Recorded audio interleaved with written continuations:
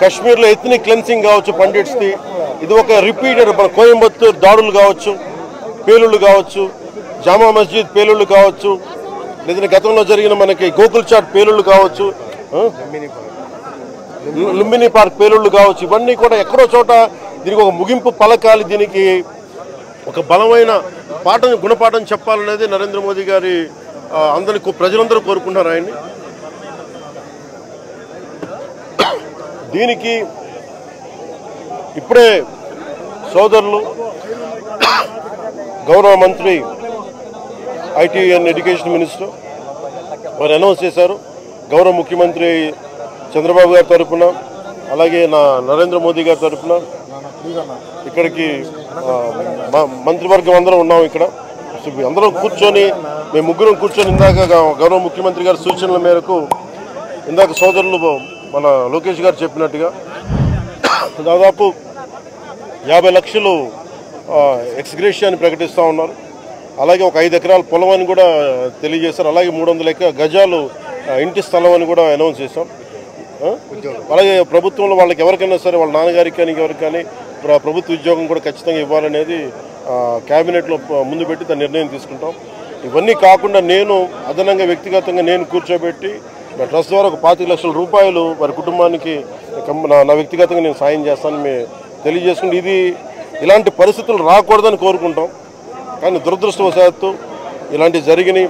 మనం అందరం ఇలాంటి పరిస్థితుల్లో భారతదేశ ప్రభుత్వానికి, ప్రధానమంత్రి గారికి, అగ్రనాయకత్వానికి, ఆర్మీకి, నేవీకి, ఎయిర్ ఫోర్స్కి, ఎంటైర్ డిఫెన్స్ ఫోర్సెస్కి ఇది మనం అండగా ఉండాల్సిన సమయం. ప్రతి ఒక్కరూ చాలా ఎరుకుతోటి చాలా జాగ్రత్తగా ఉండాలి. ఎవరు వాళ్ళు వేలాది మంది ఈ లష్కరే తోయిబా లేదా జైషే మహమ్మద్ తీవ్రవాదులందరూ కూడా వాళ్ళు భారతదేశం మీద రకరకాల దాడులు చేయడానికి ప్రయత్నం చేస్తూ ఉన్నారు. సీజ్ ఫైర్ని దయచేసి మనం ఎవరో నమ్మట్ల. సీజ్ ఫైర్ శాంతికి ఒప్పందం కాదు. వాళ్ళు ప్రత్యేక పరిస్థితుల్లో లొంగిపోయి ఇంక మా పాకిస్తాన్ బతకలేదు అని చెప్పి కాళ్ళ బేరానికి వచ్చిన 3 గంటల్లోనే మళ్ళీ సీజ్ ఫైర్ని వైలేట్ చేశారు. సో ఇది అందరూ కూడా గమనించాల్సిన విషయం.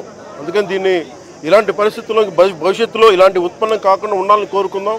దాని తగ్గట్టుగా మనందరం దేశానికి, దేశ నాయకులకి, ఆర్మీకి, నేవీకి, ఎయిర్ ఫోర్స్కి, ఎంటైర్ డిఫెన్స్ ఫోర్సెస్కి మనం బలం ఇవ్వాల్సిన సమయం. అందుకని మీ అందరూ సహకారం కోరుకుంటూ సెలవు తీసుకున్నాను. జై హింద్. మురళీ నాయక్ చిన్నవాడైన రాష్ట్రంలో చాలామందికి పెద్దలకు కూడా స్ఫూర్తిదాయకంగా ఒక పెద్ద వ్యక్తిగా ఎదిగాడు తన చావుతో. భారతదేశం కోసం తాను పోరాడుతూ తన చావు వల్ల అనేక మంది మిగిలిన అన్నదమ్ములు, అక్కచెల్లెమ్మలకు రక్షణిస్తూ తాను ప్రాణాలు కోల్పోయాడు. అలాంటి మురళిని తేడమైతే వెనక్కి తాలేము.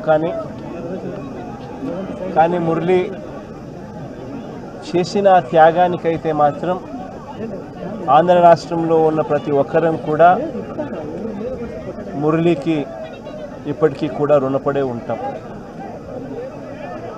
రాష్ట్ర ప్రభుత్వం